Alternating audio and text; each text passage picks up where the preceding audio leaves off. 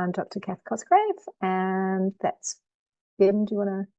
Yes, hi guys, Bim Rutherford, Community Connector Coach based in Shepparton, Victoria. And Peter, do you want to introduce yourself as well?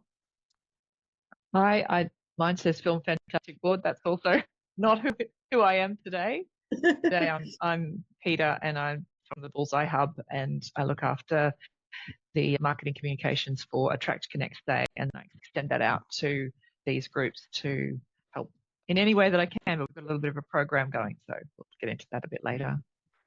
Great. And I have a couple of apologies, Kath. One being Carly Cameron from Southern Grampians. She's our community connector in Victoria, and also Kate Dunn from Mid-North Coast, and she's our community connector there as well. They're both dealing with clients today. Yeah, very busy, both with international recruitment, and Olivia Norton from Bundaberg, or the Primary Health Network in Queensland that goes with the Bundaberg.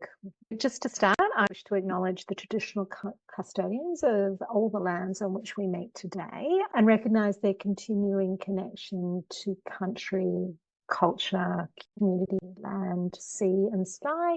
Not so much sea in Glen Innes, but and pay my respects to elders past, present and emerging. Actually, not so much sea in Shepparton either. Okay, just... Would you mind if I introduce Emma and Belinda a little bit? Oh, it's going to happen. I just got to check I'm recording. Did a recording? Not yet. Record on Was the it? computer? I didn't see it. Continue. Okay. Great. I've just got to run through a few things, and then Margaret, we're going to get you to, what I just texted you and said, could you do that? Oh, yes. And yes, introduce your team as well. We're going to do it all in one spot. So I just want to just run through a few things that are going on.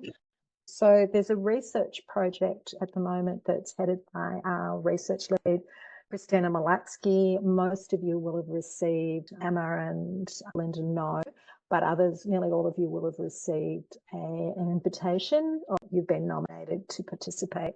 And it's really a focus on the establishments. I've been key for that in Glen Innes. We're coming back around Glen Innes. We've done some preliminary interviews in that space. But so whilst those are coming from me, those emails, I actually am blind to the rest of the recruitment process, and I'll come back in and everything's been de-identified. So you can say anything you like about the program and or me, and it'll all be good. So we're really looking at what might be the key elements of success and what are the key challenges when things aren't working so well. So we've got a couple of sites that have struggled to form collaborations. So we're really interested in, can we strengthen the evidence base around that? So that's what's going on at the moment. And I've also launched a new program called a TrackConnect Day Launchpad.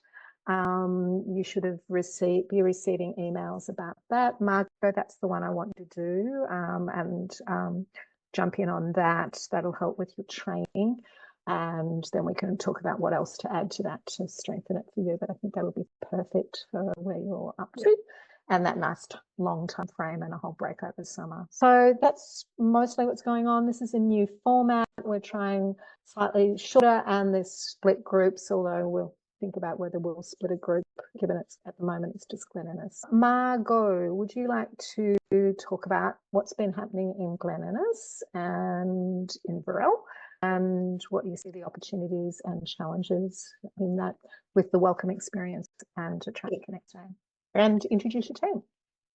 Sure. Well, you guys already know me, so I won't introduce me. But Emma is a community connector for Inverell, delivering the welcome experience. And Belinda is our community connector for Glen Innes, delivering the welcome experience. Both ladies bring a lot to the team, and we're really excited. We're really in the preliminary planning stages of delivering the program. All the admin, our next, and all the planning documents that we need to submit as part of the program boarding.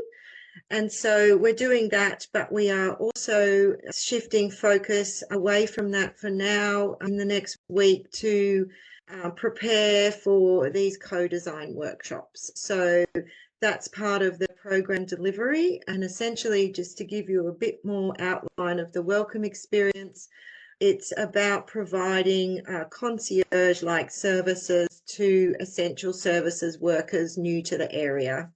And so that's across healthcare, education, communities and justice, police, fire and rescue, and ambulance. And the whole welcome experience was piloted last year in 8 different communities, and it did pretty well. And even though there was a change in government, they decided to keep rolling out that program. So we tendered for Glen Innes, but was asked to take on Inverell as well, which we agreed to. So that's why we've got 2 community connectors in the 2 LGAs. And Inverell's a good fit as well because it's only 50 k's away, and they're also struggling with essential worker shortages like every other rural community. We were happy to take that on and really pleased to welcome in Emma and Belinda to the team. I guess just a little bit about TrackConnect State Glen Innes Incorporated. We have now got a new trading name, which is called LocalConnect. And LocalConnect is, the trading name was there to really try and differentiate from Kath's trademarked program. So even though, so we hadn't really moved on from pilot phase where it was a quick, oh, call your program TrackConnect Stay Glen Innes, which was fine. Call your organisation, incorporate TrackConnect Stay Glen Innes Incorporated. But there was we also need to create our own identity. So now we've rebranded to LocalConnect and using the support of powered by a TrackConnect Stay. So I just want to talk to you a little bit about what LocalConnect are doing. So there's 2 sides. One side is delivering the welcome experience, and the other side is delivering the sustainable business plan, which I wrote for the organisation. And that's really to establish and deliver a fee-for-service model based on the TrackConnect Stay research and implement those services across other professional industries where we identify there's jobs and skills gaps in the community. So really, that's just Sharon. I think she wants to get on. Hi, Sharon. I'm just on the, are you? Okay, I'll call you later. Okay, bye. Sorry. So yeah, we're delivering the welcome experience, which obviously Kath's research informed that program, but there is some real key differences between the 2. And I just wanted to explain that a little bit because we're really trying to make sure that we have these 2 pockets of things going on and don't get confused ourselves. The welcome experience has 4 phases like the TrackConnect Stay sort of implementation plan, but we're not really involved in the recruitment side of things. So it's not really around, we're not doing, the connectors aren't doing much of the attract recruit side. What they're trying to do is make sure that the welcome experience is in the funnel at that point, so that whoever's recruiting across all of those different sectors are including the welcome. That's the key sort of difference with the implementation sort of plan. It is very much more about the connector. So on this side of the LocalConnect, we are still really interested in particular in doing a deep dive into doctor shortages and applying Kath's research and digging a bit deeper into that. So we do still have Karen working on a project basis to fulfill any inquiries around doctors from the ads that we have out there on behalf of the surgeries. We're also obviously building relationship with the PHN, and we've met with the concierge person who is in Hunter New England Health, and they are she's focusing on high-end specialists and doctors. And she's about 6 weeks into her job, and so she's trying to navigate it all. But certainly what we need to try and understand on that side is how they are getting the message out, how they are recruiting, how they're advertising. At this point, she only really knows that it's through journals, medical journals and things like that. So on the LocalConnect side, fee-for-service side, we're still keeping that sort of doctor, healthcare, recruiter connector, like more recruiter attractor type person to help bridge that gap, because the welcome experience doesn't do that. But what's really nice is the two can work quite good together. And if people are coming into the welcome experience, or because it's not just about government, it's non-government as well. So if organisations are coming into the welcome experience, we could get referrals out of that into our fee-for-service model. And equally, as we transition all of our existing sort of healthcare professionals that we've been connecting over to the welcome experience, that feeds that funnel a little bit as well. We're still really at the early stages. They do have a strong connection between the two, and time will tell as Emma and Belinda get into actually delivering the service. After the co-design workshops, we'll really start to feel our way around and see how we can leverage one for the other, whilst really trying to keep the distinct difference between delivering this grant-funded project, the welcome experience, and delivering our organisational growth on that side. Can I just jump in there and add a little history of what Margot's talking about? So there is a attract recruit component to the welcome experience, but it's part of the public sector. So all of those organisations or all the essential workers that Margot mentioned are being wooed, and lots of nice things are happening in the attract and incentive part and recruit.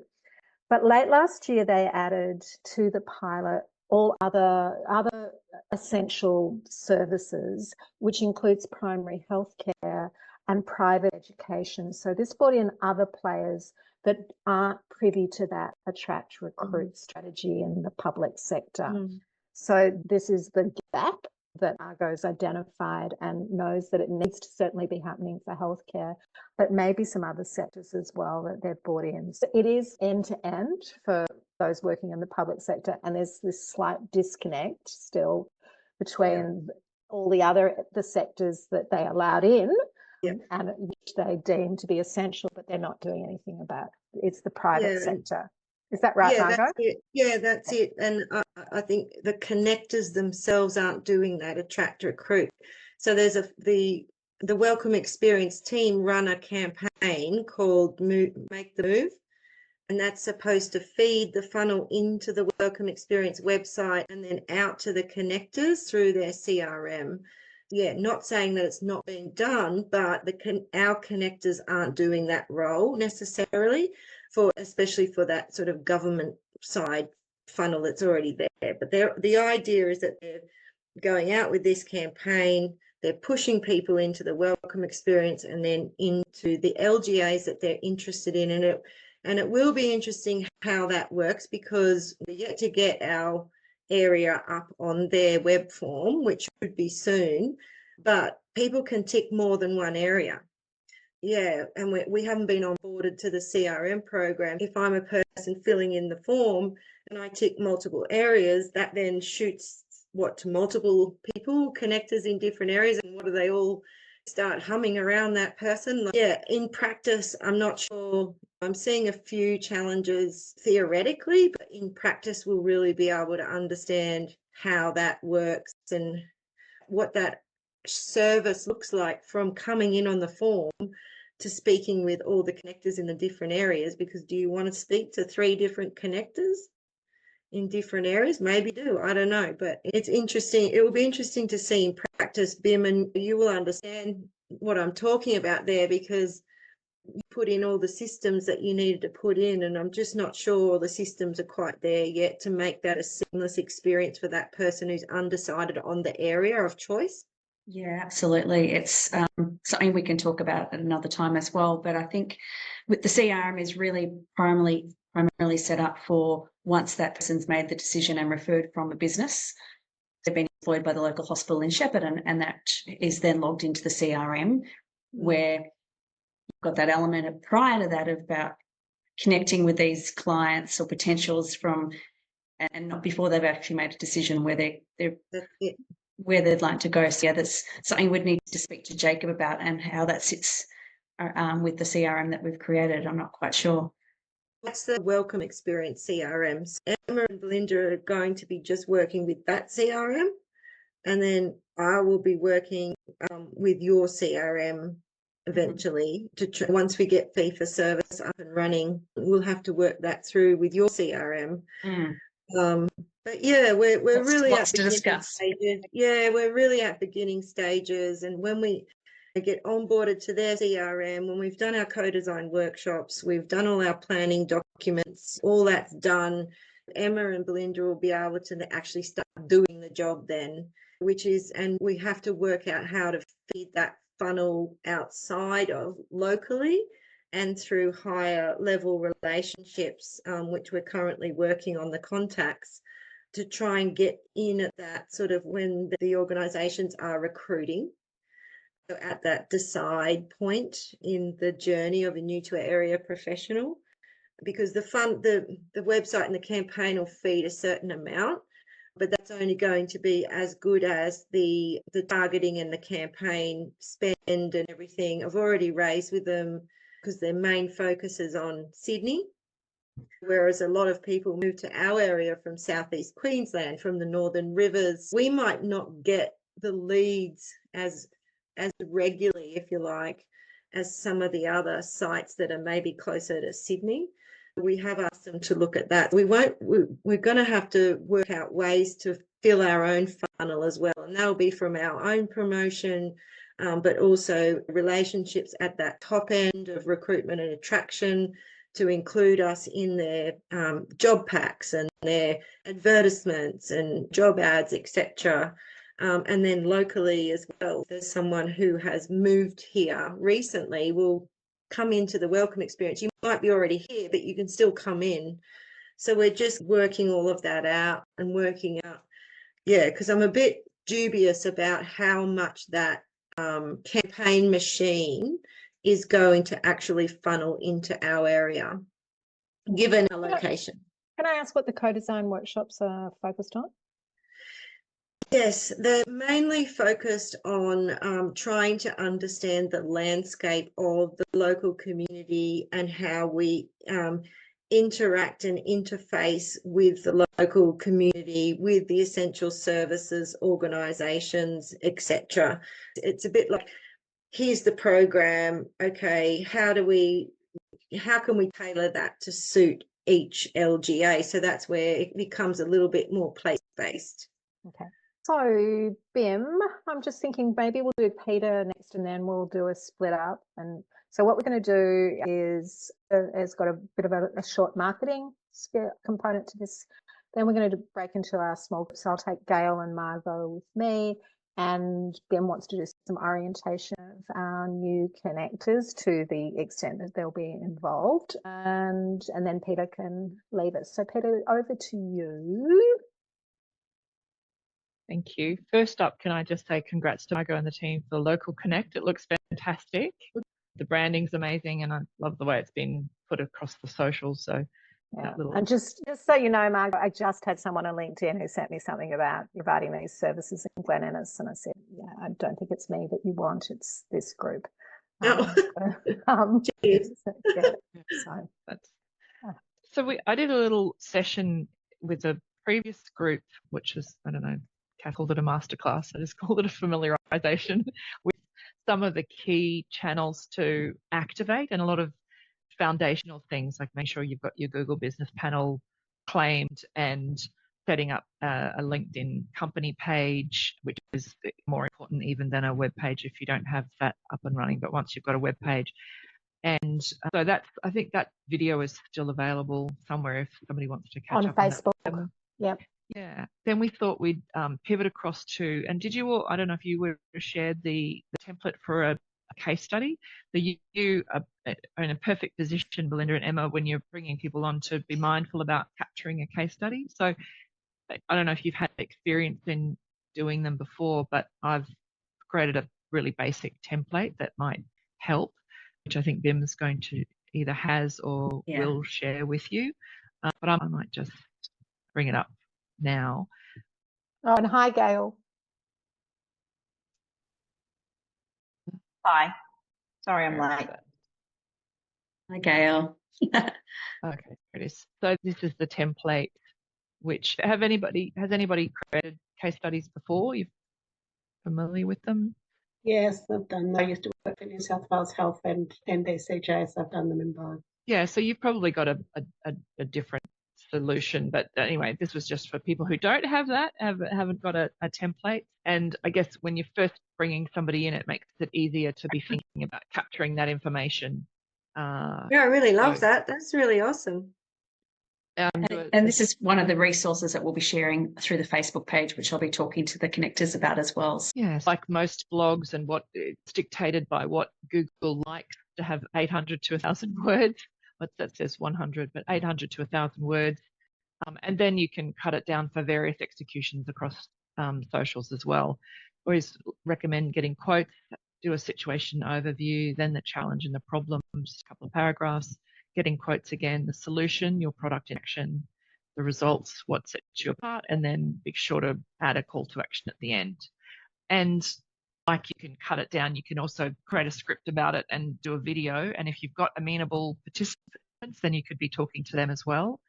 Or else you could just be talking it through, because video is very much rewarded on most platforms now. You get a little bump when you're using content diversity. That's just what most of the channels, particularly LinkedIn, is rewarding. So great if you can put something on that's a video, even if you're not actually showing it that much, just to be talking to it.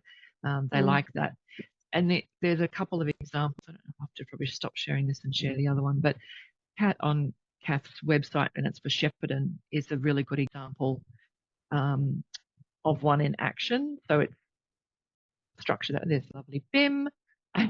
You got a headline, and you can play around with punchy headlines. Anything that's going to be clickbaity is good. This has got lots of nice links in it. It's got the situation overview, the challenge, the strategies, and then when you put it into LinkedIn, sorry, I just got to move this around so I can get to the LinkedIn version. It's not going to let me do that. Come on. Okay, I have to stop sharing. Go to LinkedIn. Sorry, it just wouldn't let me click the tab at the top. It's much the same. It's just, there it is. LinkedIn's changed their configuration when you're doing an article or a newsletter. This is a newsletter, so this has got subscribers, and I think I was talking about that in one of the sessions, is you need to have over 100 followers on your business page to be able to create a newsletter and get subscribers. Otherwise, you're creating an article, and so that doesn't let you see who's connecting with unless they make a comment. This is just basically repurposing that same content, adding the links, putting in the photos and the quotes on LinkedIn. So it's just meeting your other audience there. So I'm not sure if you guys know about this with newsletters, that you get subscribers and they're often outside of your network. So a lot of them will be first, but you'll see down here there's some seconds, and there'll be thirds as well, which is great, because then those people you can connect with them and you're growing your audience with a certainty of knowing that they're interested in your content. You want to look at them, make sure that they're suitable. They're not just selling something and following you because they want to sell you something. But it's another great tool for growing your network. Yeah, that's the thought, is that you will share that template if you need it. Belinda and Margaret, if you've done those before, you won't need it. But yeah, I just thought that was a good time for you too, Emma, when you've got people coming in, be thinking of capturing that information so that you've got it at the front end rather than trying to think about it afterwards. Yeah, no, I'll use it as well. It's a really good layout. It's a really good cheat sheet. Claire, it's always good to have a template to follow and you don't forget something when you try and just do it. Yeah. Yeah. And so are you all set up? I know you've got your business page. I should follow your business page. So yeah, because we're a bit schizo, right? So we've got LocalConnect, which it'll be just my job at the moment to do all that kind of stuff and do the fee for service. And then we've got to operate under the Welcome Experience and use all their resources we won't have, for instance, a welcome experience business page, but I have started a LocalConnect business page, and I've put like a temporary landing page up as well. But we certainly, I just whacked that together real quick to launch last week, but we definitely need to do more work around that, and that's where we really want to put up case studies. We want to really be clear and have a conversion funnel for our fee for service. That's where your advice on all these LinkedIn channels, we're really going to have to double down on all of that to grow our audience for LocalConnect. So that's like Belinda and Emma won't have that much to do with that. They've got to do with the welcome experience, but we can certainly put up on our site case studies. I think still share case studies about the welcome experience on our LocalConnect site, because we are delivering it at the end of the day. They also want us to be doing case studies and stuff on people that come in to feed their content machine as well. Yeah, Peter, it's kind of thinking, two different sort of programs under one brand, but that one's branded as well, a different thing. Yeah. If that makes any sense whatsoever. Yes, it does. There's a lot going on. Yeah. So it's not a huge project. It's just one of those things that as you get the opportunity, it's good to create it and keep it in your bag until you need to use it. But I mean, the machinery of it's just a beast to feed all of your social channels and hope that you're reaching the right audience. But I think LinkedIn's probably a really good one for you. So if you're going to set a priority, that's a good one. The other thing I was going to suggest is on my website, there's a checklist of all of the foundational things that could be useful to you. So I might send you all a link to that so that you could just get that checklist so that you can go, yes, I had done that one, and just keep it in mind so that. Can you show us that checklist, Peter? Yeah. Even pop it on the Facebook page, be great too, Peter, because I'm really trying to keep our resources there as well, which would be great. Yeah. I just redid the PDF because one of the links wasn't working, which is typical. That as soon as you want to draw attention to it, something's not working on it. Give me a second.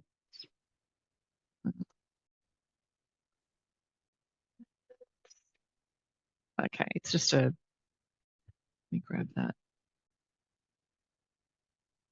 Yeah. It's just, can you see this? A self-assessment checklist. It starts with, have you claimed your Google Business Panel, and put in make sure that all your branding, like when you're starting from scratch, it's easy. It's just when people are putting things together afterwards, it's often difficult to make sure that your branding and your messaging is the same. Yeah, that'll be really good for me. Yeah, this is all you, Margot. Yeah. At the moment, hopefully, eventually we'll be able to employ someone on the LocalConnect side. But at the moment. And I'm a big fan of making sure you've got YouTube, even if you don't have a lot of videos, but because YouTube's the second most popular search engine, it's behind Google, it's like pretty important to have it up and running. Even if you're not creating, like you're not a content creator, so you don't want to drive to get subscribers, but you just want your content up there, your description stuff. And anytime you do create video, and people are increasingly doing video, that all the description text is added so that it can be found. It's about LinkedIn, all your channels pointing back to your website, making sure your links are all working, which mine wasn't today. Don't let your customers get confused about branding and messaging, clear communication sales thread between your channels. And another one is Linktree. I don't know, a lot of people don't even know about Linktree. Linktree is a great one to have.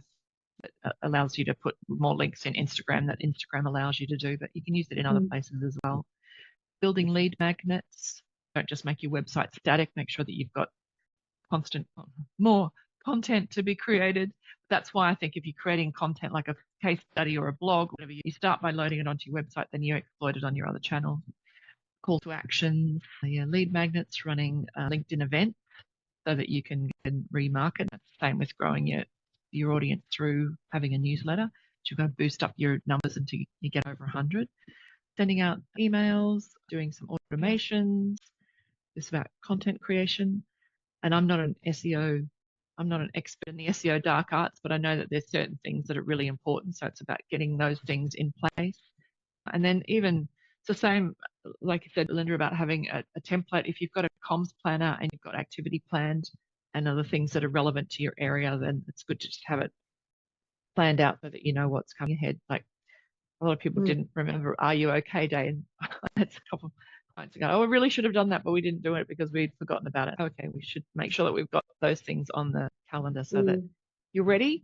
Yeah, so it's just a little handy checklist. So I'll put that, share that link so you can get it. And so that's a hopefully it's helpful. particular use for Gail and Margot in business development. And as Peter was showing you last month, you can use check out how a TrackConnect stays doing all of these things all of the time. And the more you start doing it, the more we can. Gail and I have a love fest going on. She says something nice and I say something nice back, and she tags me and I tag her, and this means we get lots of impressions, so I can build my Bundaberg list. So there's one of the strategies I've learned from this. I'm doing this LinkedIn Sales Navigator thing, and they've got this Content Ninja parties where I don't know how often they're running. I haven't joined them yet, but the plan is that you sign up and then you go to this party, and everybody who's posted something, you just like it because you try to work the system, work against the algorithm. So you're liking everybody in this party's posts, they're liking yours, so that it bubbles to the top, so that then you get a little bit more traction. So that's what you're saying, Kath. It's what we're doing organically, naturally, but that's actually one of the strategies of these operations, is that they just get on and do these like parties, and that's all they're doing is just liking each other's posts. Whoever turns up, they get all of their content liked. So that's why it's important to have all of your team on your LinkedIn and make sure that they are active, and just even if they're liking it, they don't have to comment, but making sure that then you're elevating their content, acknowledging them. Same with when you're reaching out in your community to having an event somewhere as a community connector, thank the host of the event and tag them in your post so that they are grateful and they share it. So it's all of those. It's onerous. Yes, it is. It's actually quite a bit of work, but it does pay off. So I think it's just having it in your mind. So where there's an opportunity to tag or hashtag or at somebody, then do it, because it is those little tiny inroads. Then everything else you do is heightened. So sometimes we might want to put that on our list to do. Emma's an absolute whiz at socials, but I'm a bit like, I don't know, I feel like I'm a bit of a granny now. I am a granny, and I have out of touch. But Emma, maybe we can work on that next week or something. Emma knows this, right? And it changes all the time. So you think you've got something working, and all of a sudden they go, "Oh no, we're doing this now." Oh my God! And sometimes they're good, sometimes they're taking something away from you that was useful. But yeah, it does take a lot of attention, doesn't it, Emma? You've got to be like eyes on it all the time. And I tend to use AI. I use a lot of ChatGPT, and I might put everything in there. I have a bot that knows all about what our messaging is, so that helps me get a first draft, and I usually do it while I'm watching TV because it's not very productive. It's important, but it's not what I want to spend my hours at the desk doing. So finding your workarounds. Gail, are you using AI when you're doing posts? Yeah. Emma, do you use AI? Occasionally. Depends. Okay. I'm very happy to run a little bit of a workshop on that, just how I use it, because it really helps to speed things up. With the long form stuff. Yeah. The art of briefing is the key, because you can load in so much, which is what you would be doing. You'd be going through all of that to get an 800 or even a 500 word blog, which you can use across a lot of formats. But and mine's getting very smart now. But I pay for my AI. I use the paid version, and it is worth, if that's the path you're heading down, to get Chatty G, as I call him, for version 4. So. Peter, are we okay for, is that it? Yes. Yep, great. Thank you. Thanks a lot. Thanks. See you next time. And Bim, Thanks, Peter. We've got about 10 minutes each. If you can I'll do breakout rooms. Bim, move to. You make mine as well, will you, Kath? Yep. Yeah, open all rooms. And just room 1. Okay, move to. So before we all go off to the breakout room, Kath, we're doing 10 minutes in our own sessions, and then we're coming back for another Yeah. Were we finishing at 2:45? No, I had it that we were finishing at 2:45. So we're not coming. I've got it at 2:13 as my time Yep. way out. No, So that's yeah. right. Yeah. So if you just want to do an orientation, assign manually, recreate. Yeah, and just before you break out, remember Bim, Emma, and Belinda that this is all a TrackConnect stay type focus stuff, but the reason why we wanted to have you in these these sessions is to build your knowledge around that side of things as well, to inform what you're doing on the welcome experience. Because in 2 years' time, if we pull it all back in under one, we'll be going into this CRM and this approach. So whilst we were one, now we're two, the plan eventually is to bring it all back in. So this is all just learning about and getting advice, and you can apply it even though you're not using a TrackConnect Stay CRM, but you can apply some of these things to the welcome experience delivery. All right. Bim, do you Sounds mind if we good. just do 5 minutes? Because I'm just concerned about time. No worries. Okay.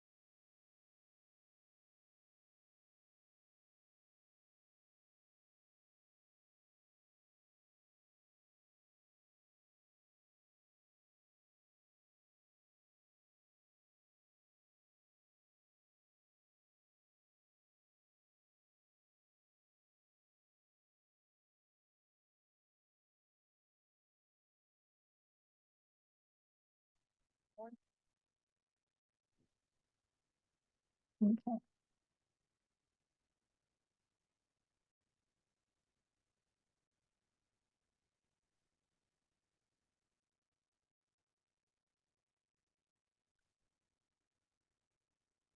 Can you see that? Yeah. Can you give me a thumbs up, Margot, again? Yeah, great. Okay. So we seem to have lost the others. Let me go back to.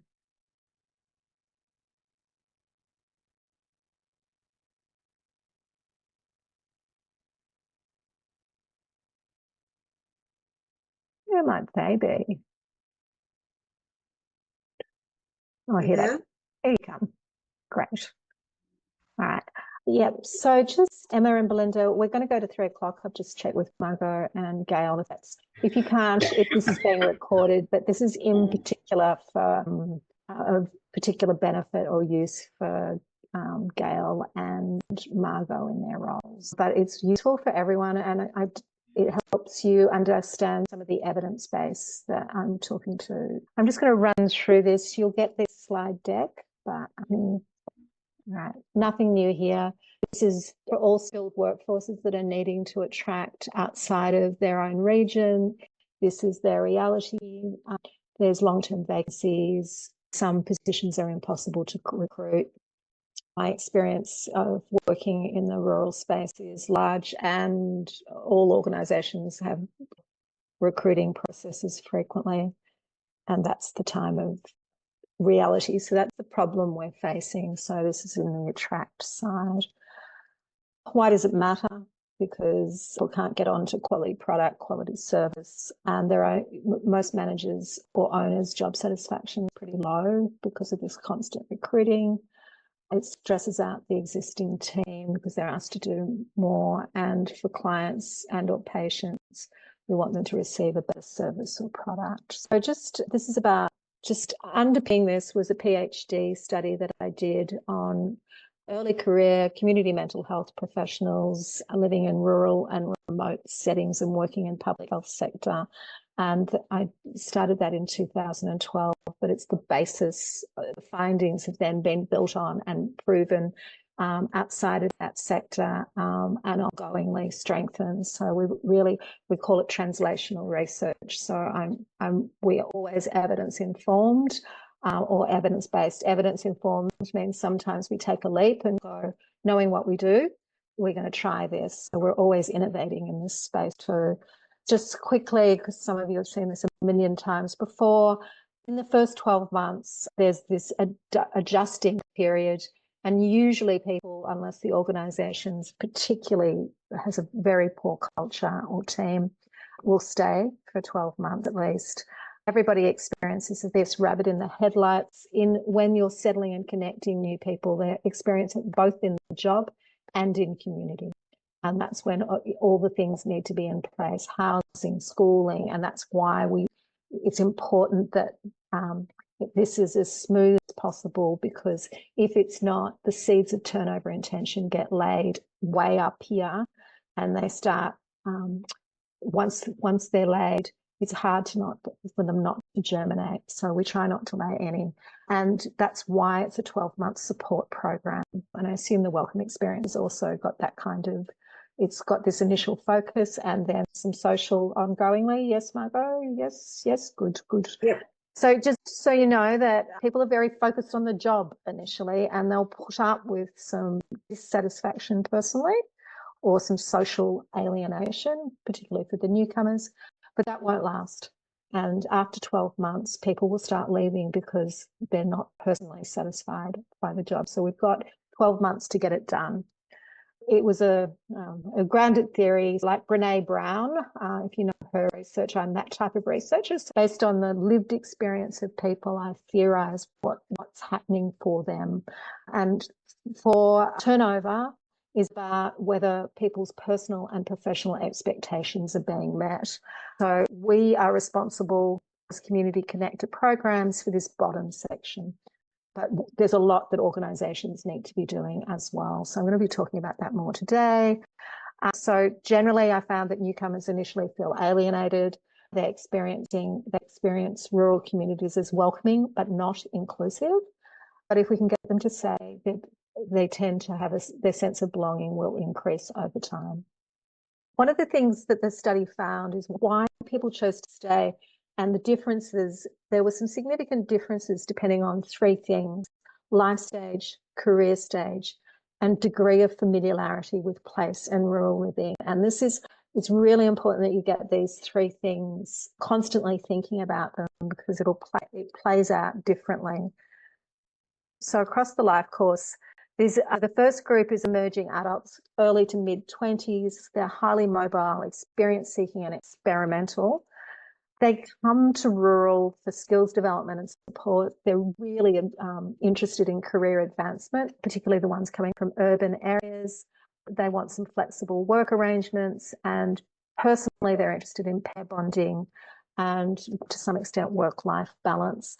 This is usually, if we talk just healthcare, this will be allied health and nursing in this group. There'll be no medical at this point unless they're medical students, but we're not focused on them for attracting and recruiting. Young adulthood is mid to late 20s to early 30s. How do I go back? Little arrow down the bottom, isn't it? Down the bottom left. Thanks. Yeah. At this point in late 20s, people begin to start settling down. I call it the family formation phase. Interestingly, if people are rural at this point, they will consider whether they might stay in this place. That's also the time that they might consider going home if they're rural or urban, and they make decisions about that. They're particularly interested in career growth, leadership development, and they're usually in, by this stage, long-term relationships. All of this, of course, is mass generalizations, but for middle adulthood, this is a really big cohort. This is the mid-30s to early 50s. These are a really stable group. They're really interested they have strong place attachment. They're hard to recruit, this group, but if we get them, they'll usually stay for the length of their kids' schooling, or if there's something that's missing in the community, that might be the thing that pushes them out. Sometimes lack of decent high schools will push people out to move, but they don't move around a lot. They're really interested in work-life balance and integration. They're interested in career opportunities in place. This is a really important thing for organisations to be doing, either as an organisation themselves, if they're big enough, or as a set of healthcare organisations in the region. And late adulthood is this group that get mobile again. So they've usually got reducing family commitments, and they're interested in leaving a legacy, and they might come for a short-term contract to rural. We haven't focused on these for attracting, but they're an important group, particularly when you've got a lot of early careers that really need guidance. And then there's senior adulthood, and they get to rest after. So this is well worth having on your pin board. So in terms of career stages, it's pretty self-explanatory, but I just want to talk about the terms I use. There's new graduates, and that's that first year, and they're very green. And in these current times, they've often not lived out of home. So you've got lots and lots of things going on for this group if they're coming rural. Early career is still they're still building their skills. It can be a bit of a baptism by fire in rural because there's not a lot of mentoring and support of roles depending on the role. Nursing's a little better. Again, speaking about healthcare, allied health you could be the sole practitioner in an allied health role. So there's a lot of challenges in that space. Developing professionals. Pretty quickly in rural, you'll get good. And so in 3 to 5 years. Now, if I did this for urban, it would look different. But in rural, this baptism by fire means within 3 years, they're pretty skilled clinicians or professionals or skilled workers. Experienced 5 to 10 years, and highly experienced is 10 years plus. So I just use those terms quite a lot.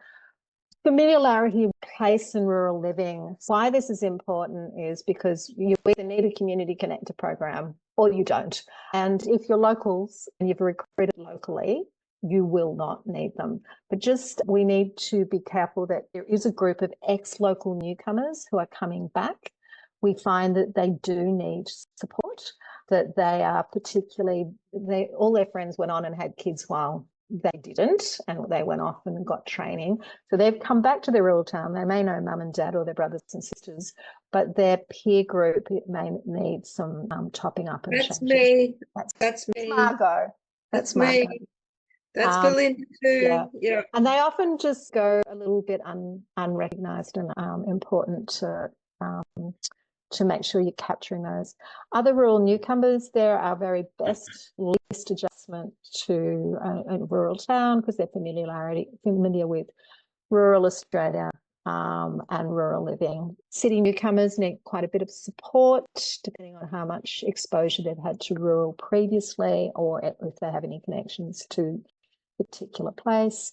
And overseas newcomers. So we have 2 community connectors, one in the Southern Grampians of Victoria, that's Carly, and Kate in the mid-coast in Taree in New South Wales. And they spent a lot of time with these overseas newcomers. So did Bim when she was in her role in Shepparton.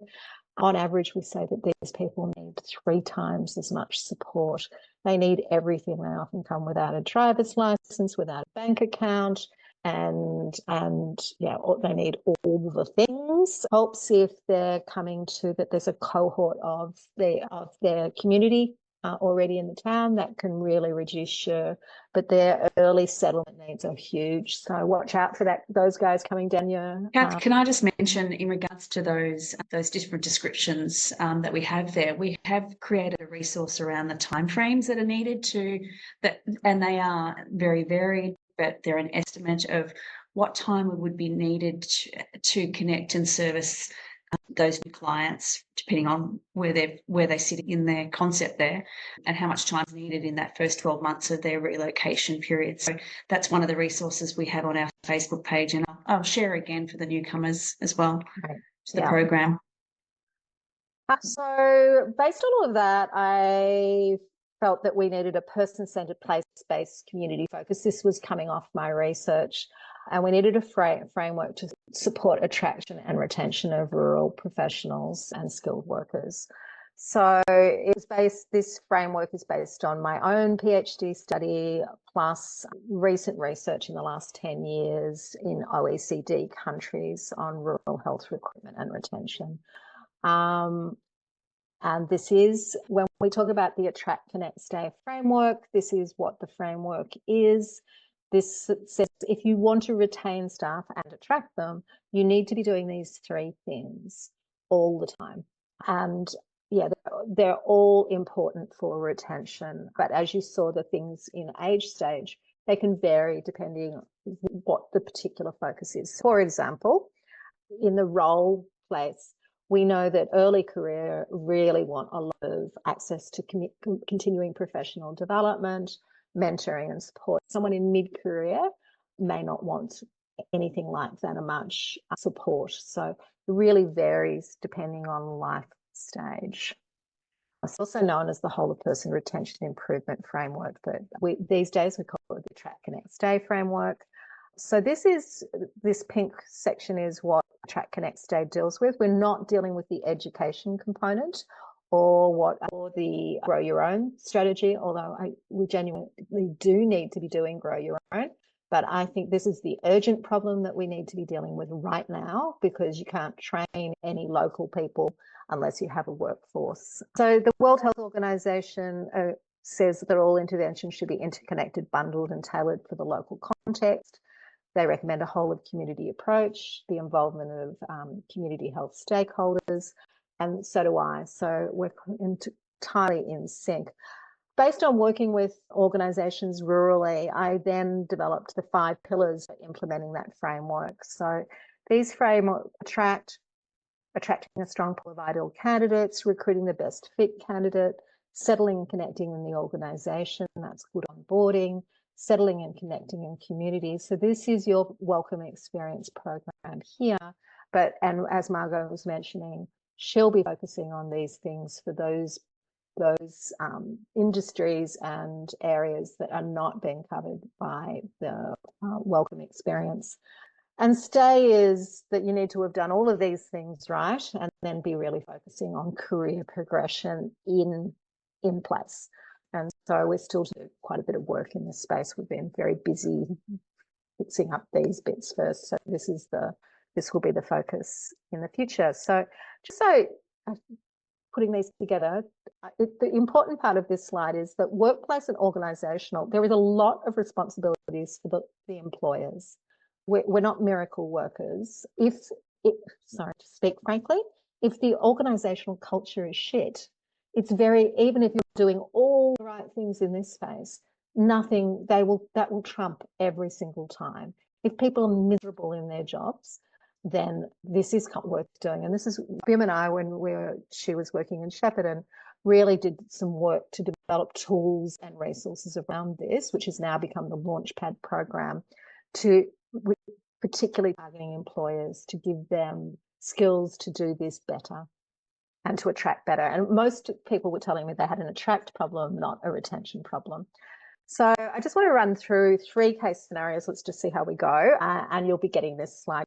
So this is Jacob. He's early adulthood, early career beginner. So he was a new graduate and an overseas newcomer. He was 23. He was a psych nurse. He moved from the UK to Tamworth, a large rural regional town. He moved for career advancement and to gain a diverse experience in rural psychiatric nursing. He saw rural practice as a chance to build his clinical skills. So this is actually this came after my PhD. This is a true case study to build his clinical skills across various mental health services. And he was initially excited, but quickly faced challenges around both professional support and social and cultural adaptations. So in the workplace and organisational, so these are those pillars that I talk about. So he quickly found himself struggling with understanding the local mental health system and navigating the cultural differences in the workplace.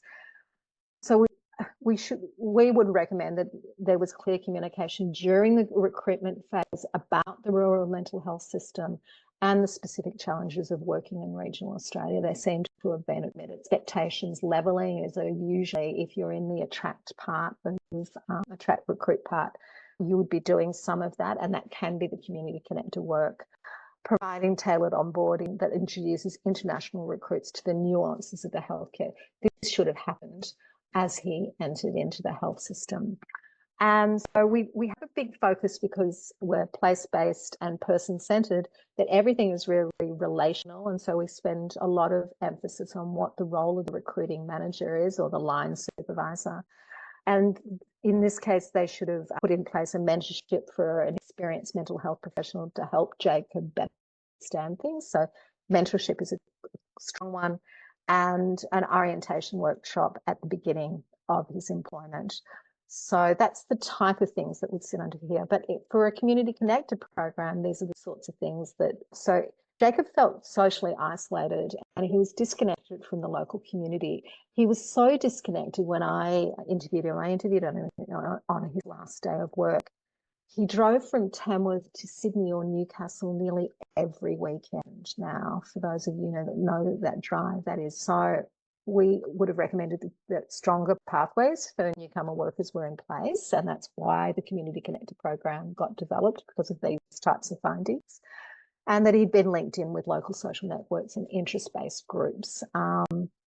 And that needed to be in line with the life stage and help them establish friendships outside the work. Now, in Shepparton, they established the Shep Newbies group that went out for dinner and did some social things and helped them develop this network outside of work, but also hopefully with some locals as well, but definitely broader, because we know that there's a real risk if you only make friends in your organisation, you're likely, if one of them leaves, all of them will leave. And because social is more important after 12 months than particularly these early career, early adulthood group. A community connector program should have introduced Jacob to local community events and young professionals groups or something like that. Offer support for social integration by connecting him with peer networks and helping him engage with community life. Whatever, I mean, I'm sure all of you know that would be tailored to whatever his said interests were. And we're not throwing sports down people's throats if that's not what they're interested in also. We're really led by what their interests and needs are and trying to see how well we can match those. This is very much a community connector role to deal with these. Here's another one. This is Natalie. This is a real story. She was 27 years old. She was in young adulthood, so mid-20s to early 30s. This is not her photo, and that's a pseudonym. And she initially started as a new graduate. She was a social worker. So when I interviewed her, she'd recently left Narrabri, a small rural town, after working there for 3.5 years. Now, for a new grad to work 3.5 years, that was a really good result. And then she returned to her hometown she was headhunted for a senior social worker role.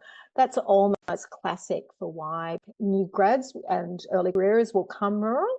And this kind of trajectory that she got back home and quite senior on return within a really short period of time, relatively.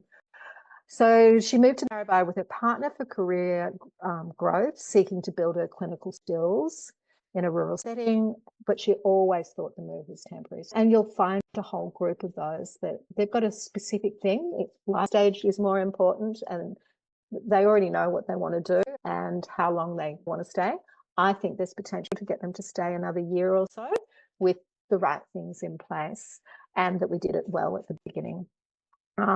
So she came to gain broad experience, which is really common. In the recruit and settle and connect space, she was drawn to the rural role for opportunity, but she was the only social worker. So really look for, in this case, allied health, or where that's similar, it might be an engineer, or where there's a very small team or no equivalent professional or skilled worker. That should be a bit of a red flag for you that they're going to probably struggle and have challenges in the workplace. So she was unprepared for the intensity of the workload and the lack of supervision. So as I said, people in early career and early adulthood really want a lot of professional support and supervision, and that just wasn't there. She should have been given a realistic job, her expectations leveled around what was available, and there should have been a good onboarding program, particularly one for all new allied health professionals is what I usually recommend, or it could be engineers. It doesn't really matter if you've got a cohort. It doesn't matter if it's across organisations. In fact, that could be quite great for that cross-fertilisation, that as a region you come together to provide these programs and ensure that she should have had a mentor in place. So all of that's outside as community connectors, but Margot or Gail, if you were talking to businesses, it's about teaching around these evidence-based approaches that are really important.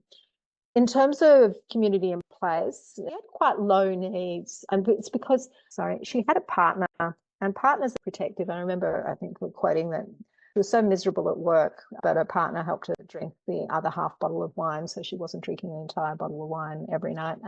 And she got joined a sports team, so she was classic in that sport was her way of connecting with colleagues and making connections in the broader. She built her social circle through that. So she found something that was appropriate for her life stage and interests. There was no community connector in this town, but there would have been a real role to do that well and help her and do that education piece around what it is that good onboarding looks like and what needs to be in place before they get there. In terms of stay, so she left after 3.5 years. She felt that her skills were good, but she reached her sort of limit of what she could do in this small team that she was working in. So there was no clear advancement roles suggested to her, so there was nothing for her to stay. nor had there ever been any sort of regular career development check-ins, or leadership and educational opportunities weren't being offered. And we really, something like a rotational leadership role may have kept it there for another year. So you've got to be realistic. I think this is the, what do we mean by retention? And it's always a good one when talking to businesses. What do you mean? Because I think it needs to be poked at, and it varies depending on life stage. 2 to 3 years is really good for those early adulthood group and mid-adulthood. And then once they're in middle adulthood, you'd be expecting longer retention. So just who's in front of you. And this goes back to, we create an ideal candidate profile. It's one of the very first things we do with employers, to actually get them to be really specific about who it is that, and who would have the skill set for what they're wanting, so that we can actually tailor it based on all the things we know, things that group at that life stage or career stage are really looking for. So this is a Glen Innes story. So this is Hader and Emma's story. So they were both in middle adulthood. They're quite an interesting one. He was in early career for a GP, and she was an experienced pharmacist. So they were both in their sort of early 30s, middle adulthood. They were overseas newcomers, but they'd moved from Iraq to Brisbane and then to Glen Innes. And that was after Enan had taken a pharmacy locum role. So always keep an eye out for who's filling in, because they're potentially ripe for transition. So they wanted Glen Innes because it offered career stability, professional recognition. They could contribute to healthcare. And for Hader, there were particular things about his registration that had a lot to do with. But Hader faced numerous challenges in getting his professional recognition and registration as a GP in Australia. So he had to have a significant amount of supervision when he first arrived. Medical is a very tricky area to recruit to, so they could have done with support, and Karen did give support around all of these things.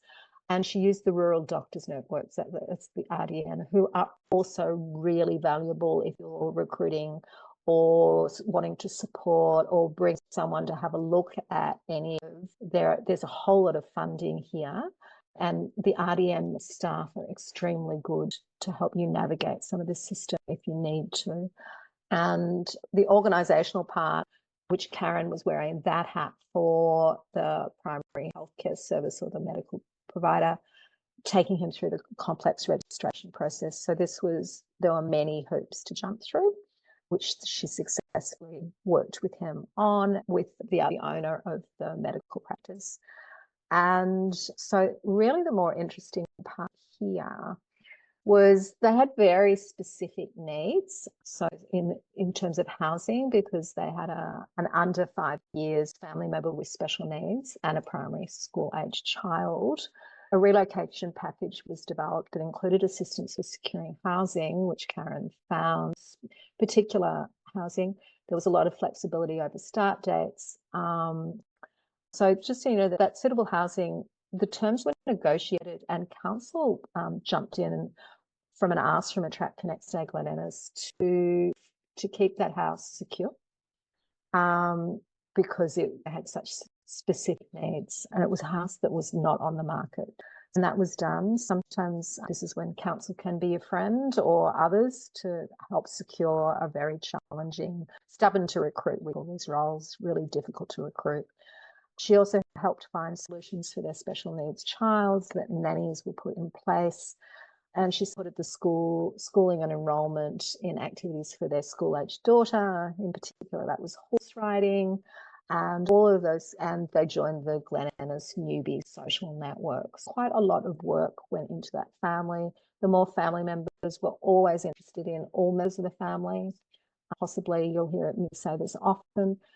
In many cases, we're more interested in the spouse than we are in the worker, because an unhappy spouse or partner almost invariably mean too long sitting at home with socially disconnected will cause the whole thing to fall over. So when we always, and I don't know how this quite works with the welcome experience, we always look at the whole family and interview both members. And I know partner employment is definitely part of your briefs. And so if you were going to do one, this would be the one I would suggest. This is a different kind of, so sometimes you can get this.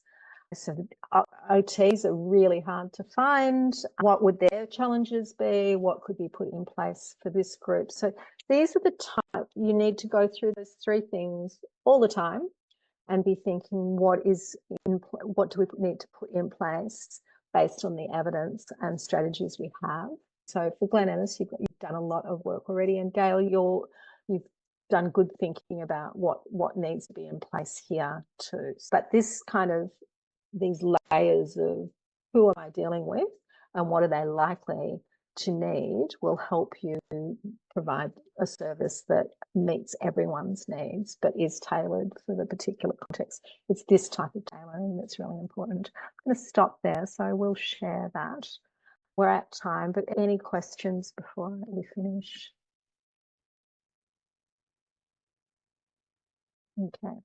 So yeah, I really encourage you to copy those tables, and they're very useful to think about things that way. Okay, thank you everyone. See you next month, and don't forget to jump onto your particular Facebook group where all these resources will be shared. Bim, have you got anything to say before we go? No, I had a great chat with the two newcomers, and we've decided to catch up again next week just to start really delving into the community connector aspect of things. Yeah, that'd be great, and look forward to seeing you all next month, October. Gosh. All right. Bye, lovelies. Thank and you. next Bye week all. Nice to see you all. Thank you. Next And month thank you for staying for an extra 15